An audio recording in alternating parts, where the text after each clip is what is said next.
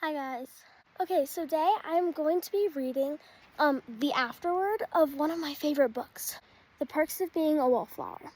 And you don't have to have read this book to understand what the afterword is about, because it's kind of talking to all readers and it's so sweet. But I will give you a little rundown. It starts off with a 16-year-old boy named Charlie who writes a letter, and he writes a letter to someone that he heard about who he thought would listen and take in and just kind of understand him. And we did not find out who this person was. He said his name was Charlie, and he did not want this person that he wrote to find him. So he didn't include a closing address or return address, and he didn't say his real name, and so he just wrote it and dropped it off in the mailbox. And he just starts to write letters about his life. He's going through some mental health issues. He's 16. He's pretty lonely at school, and it's a little bit sad. It's really good though. And at the end, he ends up going to the hospital for 2 months, because he completely stops responding to everything, and he hasn't talked. They find him in the living room staring at a blank TV naked, and won't respond to him for anyone for 2 weeks, and so he's in the hospital. So in the 20-year anniversary of this book is very famous. It's very old, but very good. And so the 20-year anniversary of this book, the author wrote a last letter. So it's the afterward letter, and it was a special edition. And it was just so sweet, and I thought it was just literally so sweet, and so I'm gonna read it. I'm sorry to say, but I won't really be looking at the camera. I'll be kind of looking like this. So a little bit off to the side. It's because I'm reading off of a Kindle. So let's just start. Afterward. September 8th, 2012. Dear friend, I haven't sent you a letter in 20 years. I don't even know if this is still the right place to send it. But I'm going to send it anyway and hope you find it. It would mean the world to me if you found it, because I just want to say thank you. Years ago, there was a very sad kid who needed a whole lot of help. And writing to you was the beginning of that help. Whatever I've learned as an adult, I have never forgotten what it was like to be that kid. What it was like to feel like no one else could understand these feelings, because I couldn't understand them myself. But I've never forgotten feeling sad or crazy or depressed or outside of my own self and body.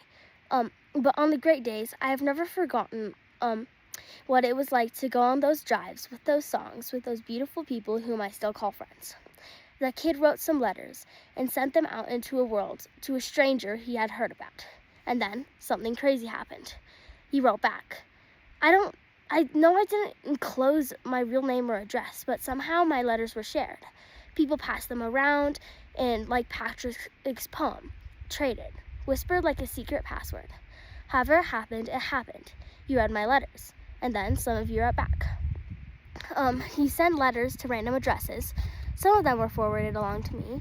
Maybe some of them weren't. I don't really know if I got all of them. But I get enough of your letters to realize something extraordinary. That if you could see the boxes and boxes of letters that I have received in my last 20 years, you would know what I know, once and for all, forever and always. You are not alone. Understand, friend, that there are millions of us. Millions of people who struggle and overcome with all sorts of problems. People who, you would be shocked to know how many people understand exactly what you are going through. That doesn't mean that what you are going through is somehow less meaningful, special, unique. On the contrary, it means that you are going through is more. It is important. It deserves to be seen, spoken of, and understood. It is 20 years now, 20 years of receiving your letters. And I can't tell you how many times they've saved me that day, or made me cry, or laugh, or believe, or hope that there is the light at the end of the tunnel. I can't tell you what it is like to read a letter from a young woman who is going to kill herself, read my letters, and decided not to. And now she's in her 30s. She's happily married. She has children. The dark time is over for her, just like it will pass for you. So if these words make sense, if you have known in these stories yourself, If you have experienced or witnessed abuse, physical, sexual, emotional, if you have struggled with mental illness of any kind or love someone who does, you are surrounded by those who call what you are different instead of beautiful.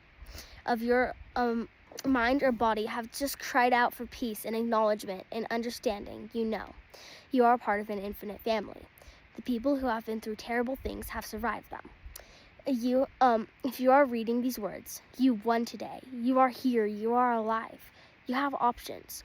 You can wait out a bad situation, move on, fight back, get out, break up, call, ask her or him out, write that book, write that song, listen to music, take a drive, take a chance, and live. Whatever strategy you choose, you win. There are so many more of us than there will ever be of them. And we can find each other, and we can help each other, and we can talk to each other, and we will build great lives. Happiness is not this thing for other people. It is for you. It is for me. It is for all of us. We will all get an ending. Whether or not it's happy is up to us. That is my long way of saying thank you, dear friend. 20 years ago, a young man wrote some letters. You wrote him back.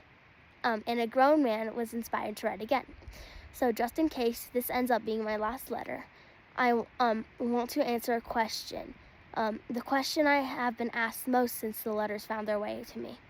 Whatever happened to Charlie? And I can tell you what happened to Charlie in 3 words. He made it, and so will you. Love always, Charlie. It is just such an amazing book. Please read it, because it is literally so good. Please read it. Bye, besties.